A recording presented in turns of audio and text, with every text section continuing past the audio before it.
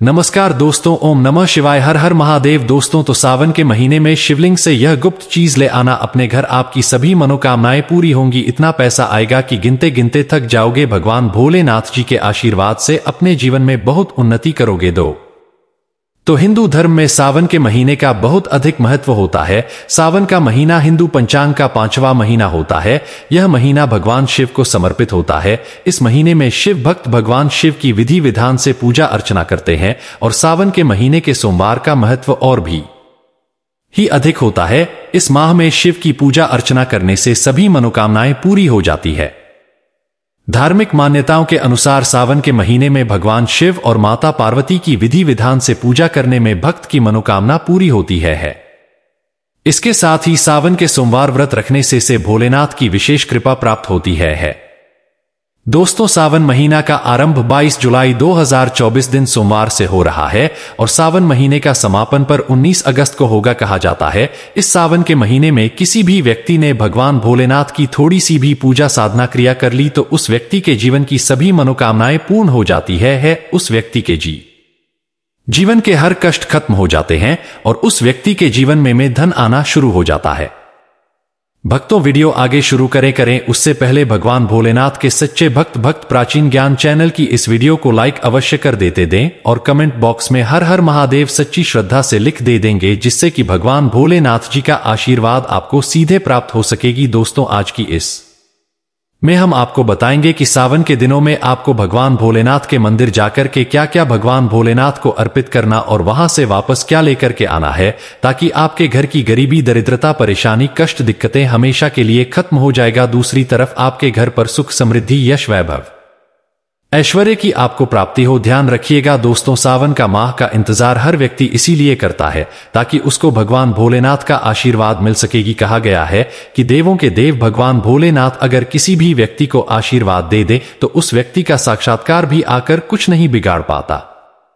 क्या है, इसीलिए आज के इस वीडियो में हम आपको बताएंगे कि कैसे आप सावन के दिन, जो बहुत ही पावन दिन है, इस दिन भगवान भोलेनाथ को प्रसन्न कर सकते हैं, कैसे आपको भगवान भोलेनाथ का आशीर्वाद प्राप्त हो सकता है और कैसे सावन के दिनों में शिवलिंग की पूजा करनी है, वह भी खास उपाय करते हुए कैसे आपको शिवलिंग पर क्या चढ़ाना है और क्या क्या वहां से लेकर अपने घर पर वापस लेकर आना है, ताकि आपके घर पर अन्न और धन का भंडार कभी भी कम न हो। देखिए दोस्तों, आपके जीवन में कितनी ही बड़ी परेशानी हुई हो, कितनी ही बड़ी दिक्कत क्यों ना हो, मान लीजिए आपके जीवन में धन की समस्या है, मान लीजिए आप नौकरी की प्राप्ति के लिए बहुत ही ज्यादा परेशान हो चुके हैं, आपके शत्रुओं ने आपको घेर लिया है, संतान की प्राप्ति आपको हो नहीं पा रही है, तो एक बात का ध्यान रखिएगा दोस्तों, सावन का पावन दिन एक ऐसे दिन होते हैं जिस दिन कोई भी व्यक्ति अगर थोड़े से उपाय कर लेता है, भगवान भोलेनाथ की साक्षात पूजा कर लेता है तो उस व्यक्ति की कितनी ही बड़ी मनोकामना हो, कितनी ही बड़ा कष्ट हो, वह खत्म हो जाता है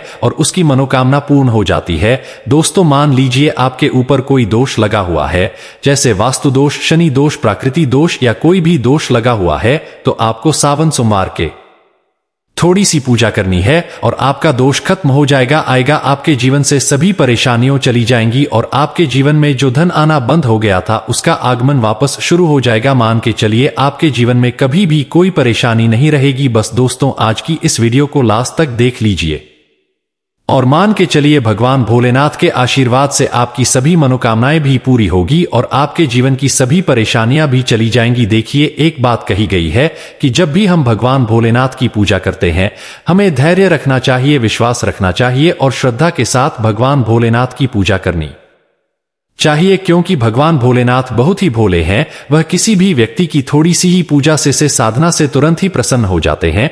इसलिए दोस्तों, सावन सोमवार के दिन कुछ ऐसी चीजें हैं जो आपको अवश्य पता होनी चाहिए, क्योंकि सावन सोमवार के दिन अगर आप भगवान भोलेनाथ के सामने पूजा करने जा रहे हैं तो मान के चलिए दोस्तों, आपने अगर कोई गलती कर दी तो भगवान भोलेनाथ आपसे क्रोधित हो जाएंगे और आपने सही तरीके से पूजा की होगी तो साक्षात आपको भगवान भोलेनाथ उसी दिन आशीर्वाद दे देंगे और उस दिन के बाद आपके जीवन में कभी कोई परेशानी नहीं आएगी।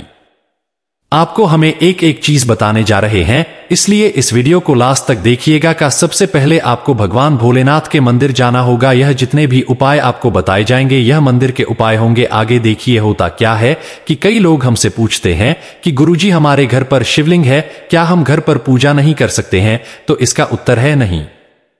दोस्तों, आपको मंदिर जाना पड़ेगा, क्योंकि मंदिर का जो शिवलिंग होता है और जो घर का शिवलिंग होता है इसमें बहुत ज्यादा फर्क होता है। जो मंदिर का शिवलिंग होता है दोस्तों, इसकी जो एनर्जी होती है वो आपके घर के शिवलिंग से करोड़ों गुना ज्यादा होती है। इसमें ऐसी सकारात्मक ऊर्जा होती है जिसके सामने अगर आप थोड़ी सी पूजा करते हैं तो तुरंत ही उसका फल आपको मिलता है और आपके जीवन की हर परेशानी चली जाती है। तो आपको जितने भी आज उपाय बताए जा रहे हैं आपके जीवन की परेशानी को खत्म करने के लिए, आपकी मनोकामना पूर्ति के लिए, उस उपाय के लिए तो आपको मंदिर जाना पड़ेगा। और सावन सोमवार का पर्व पड़ रहा है, वह आज दिन सोमवार को पड़ रहा है, तो यह दिन ऐसा आया है। इस दिन अगर आप मंदिर जाकर के भगवान भोलेनाथ की पूजा आराधना कर रहे हैं तो मान के चलिए दोस्तों, आपके जीवन में कभी कष्ट आ ही नहीं सकता था। पूरे साल आपके घर पर अन्न धन का भंडार बना रहेगा।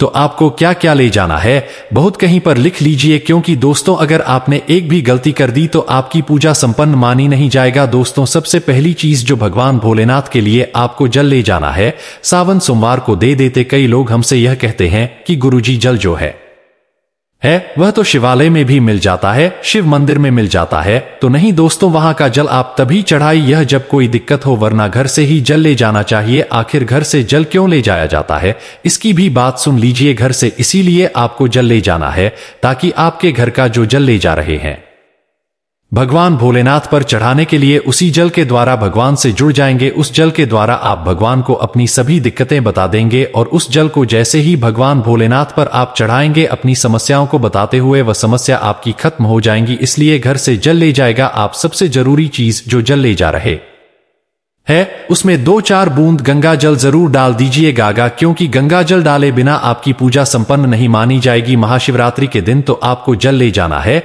उसमें गंगा जल डाल करके दूसरा आपको 3 पत्ते वाला बेलपत्र ले जाना है। दोस्तों, तो बेलपत्र बहुत ही शुभ होता है। आपने अगर मान लीजिए एक तरफ 1000 कन्याओं को खाना खिलाया है, दूसरी तरफ भगवान भोलेनाथ को बेलपत्र चढ़ाया है, तो ये दोनों बराबर माने जाते हैं, इसलिए बेलपत्र जरूर ले जाया जाएगा। तीसरा आपको सफेद पोष पर ले जाना है। सफेद पोष को भगवान भोलेनाथ को चढ़ाए जाते हैं, इसीलिए सफेद को पर भगवान भोलेनाथ के लिए आपको ले जाना है। सावन सोमवार के दिन दे ताकि भगवान भोलेनाथ का आशीर्वाद आपको मिल जाए, जिसके बाद आपके जीवन के हर परेशानी खत्म हो जाएगा। दोस्तों, सफेद चंदन ले जाना अनिवार्य होता है सावन सोमवार के दिन। और ध्यान रखिएगा दोस्तों कि भगवान भोलेनाथ को अगर आप दूध अर्पित करने जा रहे हैं तो एकदम कच्चा दूध हो चाहिए, पका हुआ दूध नहीं होना चाहिए, कच्चा दूध होना चाहिए। अब आपको और क्या क्या ले जाना है देखिए। अगर आप चाहते हैं कि आपकी हर मनोकामना पूरी हो तो एक डिब्बा लीजिए, उसमें काली मिर्च भरकर ले जाई गई। देखिए, बहुत ध्यान से सुनिए जितनी आपको बातें बता रहे हैं। एक डिब्बे में काली मिर्च भर के एक लाल कपड़ा लीजिए, उसमें लौंग कपूर, इसको मौली धागे से बांध करके आपको अपनी जेब में रख करके ले जाना है। सिर्फ इतनी चीज आपको ले जानी है आज के दिन को। अब आपको पूजा कैसे करनी है चलिए आपको बताते हैं। बहुत ध्यान से लास्ट तक देखिएगा का। और जितनी भी चीज आपको बताई जा रही है इन चीजों को आपको ले जाना है और शिवालय से वापस लेकर आना है अपने घर पर ताकि आपको धन की प्राप्ति हो सके, कि आपकी कोई भी मनोकामना हो वह पूर्ण हो जाएगा। भक्तों, आप पहले जाएंगे मंदिर, सबसे पहले आपको इस बात का ध्यान रखना है मंदिर जाने से पहले ही काले या नीले कपड़े धारण करके मंदिर न जाएं, वरना भगवान भोलेनाथ का आपको क्रोधित रूप देखना पड़ सकता है।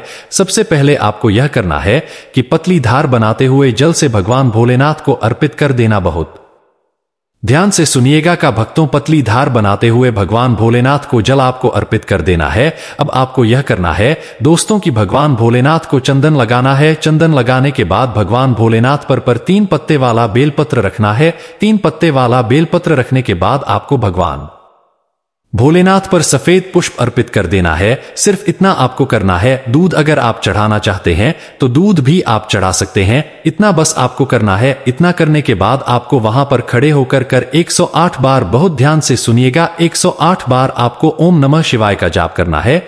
या तो आप 108 बार कर लीजिए या 1008 बार कर लीजिए। ये 3 ऐसी चीज है जो आपको करनी है, इतना करना है। अब आपको क्या करना है, एक डिब्बा जो काली मिर्च का आप ले गए हैं, उस काली मिर्च के डिब्बे को आपको शिवालय के जो गिरता हुआ शिव धारा है, जो शिवलिंग से वहां पर पानी गिर रहा है, उसी शिव हरि के पानी से आपको छू आना है और अपनी जेब में वापस रख लेना है।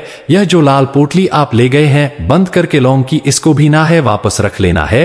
अब आपको क्या करना है, जिस लोटे में पानी ले गए थे या जिस लोटे में भी आप दूध ले गए थे, उसमें आपको क्या करना है, आपको जो भगवान भोलेनाथ का पानी वहां पर गिर रहा है, भक्तों ध्यान रखिएगा, शिवलिंग की जो पानी नीचे गिर रहा है, उसी पानी का थोड़ा सा पानी अपने लोटे में ले लेना है। ध्यान रखिएगा का जो आपने लोटे में पानी भरकर ले गए हैं, वह पानी वापस बचाना नहीं है, वह तो पूरा आपको भगवान भोलेनाथ को अर्पित कर देना। जो शिवलिंग से पानी गिर रहा है, उस पानी को आपको अपने लोटे में वापस ले लेना है। भक्तों मान लीजिए आप यह सोच रहे होंगे कि कई लोग वहां पर पानी चढ़ा रहे हैं, तो इस बात की आप चिंता ना करेंगे, क्योंकि भगवान भोलेनाथ के शिवलिंग पर जब भी पानी चढ़ाया जाता है, वह अमृत बन जाता है। कहा जाता है कई देवी देवता शिवलिंग के पास अदृश्य रूप में खड़े होते हैं ताकि शिवलिंग से गिर रहा पानी वह धारण कर सकेंगे, इतना पवित्र होता है शिवलिंग से गिरता हुआ पानी। तो शिवलिंग से गिरता हुआ पानी को आपको अपने लोटे में ले लेना, ना सिर्फ थोड़ी सी बूंदे ले लेनी है। अब आपको क्या करना है, आपको घर वापस आना है जो आपने लोटे में पानी लिया है। भक्तों इसको घर पर आते ही घर के लोग जो हैं आपके, उनके ऊपर थोड़ा थोड़ा पानी छिड़क देना है। घर के हर कोने में पानी छिड़क देना है, घर के मुख्य द्वार पर पानी छिड़क दे। न सिर्फ इतना आपको करना है, इतना आपने कर दिया गया। अब मान लीजिए पूरे साल आपके घर पर नकारात्मक शक्तियां नहीं आ पाएंगी। आपके घर पर कोई काला जादू, काली विद्या करवाने की कोशिश करेगा तो वो आपके घर पर नहीं कर पाएंगे। इससे आपके घर से नकारात्मक शक्तियां चली जाएंगी और सकारात्मक ऊर्जा आ जाएगी। यह जो अब काली मिर्च का भगवान भोलेनाथ जी के शिवलिंग से छुआ कर लाए हैं, इसको पूजा घर में रखे। यह जो काली मिर्च का दबदबा है आपके पास, इसे कभी भी आप किसी शुभ कार्य के लिए निकले, जैसे मान लीजिए आप बिजनेस मीटिंग के लिए जा रहे हैं, नौकरी की प्राप्ति के लिए जा रहे हैं, काली मिर्च घर के मुख्य द्वार से पहले रखकर उसको कुचलते हुए निकालना लिए। मान के चलिए आपके काम में जो भी बाधा आने वाली होंगी, वह बाधाएं भगवान भोलेनाथ के आशीर्वाद से अपने आप है हट जाएंगी और आप जिस कार्य के लिए भी जाएंगे उस कार्य में आपको सफलता मिलेगी। दोस्तों भगवान भोलेनाथ का यहां पर आपको साक्षात आशीर्वाद मिलेगा का सावन सोमवार के दिन और आपके जीवन से हर परेशानी चली जाएगी। सावन सोमवार की रात आप अपनी सभी प्रकार के बुरी अनिष्ट शक्तियों से छुटकारा पा सकते हैं। जो लोग भोलेनाथ माता पार्वती की पूजा करना चाहते हैं, वो इस दिन अपने घर पर पारद का शिवलिंग रख लीजिए। अभिमंत्रित होना चाहिए। जो भी शिवलिंग आप रखें अच्छे से उनको मंत्रों द्वारा भी अभिमंत्रित करके रखें। स्फटिक हो, नर्मदेश्वर शिवलिंग हो, कोई भी रखिए, अच्छे से उनको भोलेनाथ को अपने घर पर ही पूजन कीजिए। एक लोटा जल चढ़ाकर, क्योंकि मंदिरों में बहुत भीड़ भाड़ होती है और सावन सोमवार पर यही भीड़ का नजारा बहुत ही खूबसूरत लगता है। कोने कोने में शिव भक्त है। अगर आप मंदिर में नहीं जा सके या ठीक से जल नहीं चढ़ा पाए तो घर में ही शांति से आप पूजन करें। गन्ने का रस हुआ, पंचामृत हुआ, इससे आप इस दिन भोलेनाथ का अभिषेक कीजिए। दूध, दही, घी, शहद, शक्कर, पंचामृत बनाकर के अभिषेक कीजिए। दोस्तों फिर भोलेनाथ का श्रृंगार कीजिए। चंदन चढ़ाई, अक्षत चढ़ाई, जनेऊ अर्पित कीजिए। थोड़ा सा चंदन का इत्र, क्योंकि चंदन का इत्र विशेष रूप से शिव शंभू को बहुत प्रिय है, तो वह आप अर्पित कीजिए। उनके पसंदीदा पुष्प चढ़ाए, आंकड़े की माला से उनका श्रृंगार कीजिए। दोस्तों कनेर के सफेद पुष्प चढ़ाए, कमल हुए, गुलाब हुए, बेल हुए, यह फूल उनको बहुत प्रिय है, यह अर्पित करेंगे। और 5 बेलपत्र अवश्य चढ़ाएं। आप इस दिन चाहें तो या जो आपके पास बेलपत्र है उसी पर आप श्री श्री लिख करके या ओम नमः शिवाय है या राम राम लिख करके अर्पित कीजिए। जो चिकना भाग होता है उस पर लिखिए और यह सीधा शिवलिंग पर अर्पित हो। इस प्रकार से आपको बेलपत्र चढ़ाने चाहिए।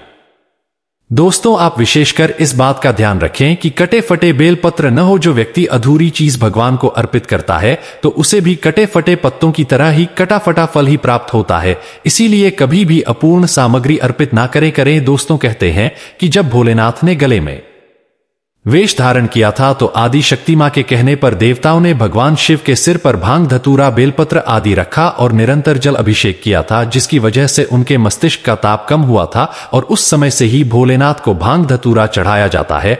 और यह बात भोलेनाथ के भक्त में बहुत कम लोगों को ही पता है कि इसी कारण शिवलिंग पर भांग धतूरा चढ़ाया जाता है। दोस्तों, अगर आपके घर में शिवलिंग है तो आज के दिन आप चाहे तो शिवजी का त्रिशूल हुआ, डमरू हुआ, ये भी आप उनको अर्पित कर सकते हैं। शिव के डमरू की दमदम की ध्वनि मंगल गुरु से संबंधित होती है, क्योंकि चंद्रमा उनके मस्तक पर विराजमान होकर अपनी क्रांति से अनंत आकाश में जटाधारी महामृत्युंजय को प्रसन्न करता है और बुध आदि ग्रह है इसमें संभाव से सहायक होते हैं। तो यह आज के दिन डमरू अर्पित करे भोले बाबा का डमरू अवधारण भी कर सकते हैं, अभिमंत्रित करके आप अपने शरीर पर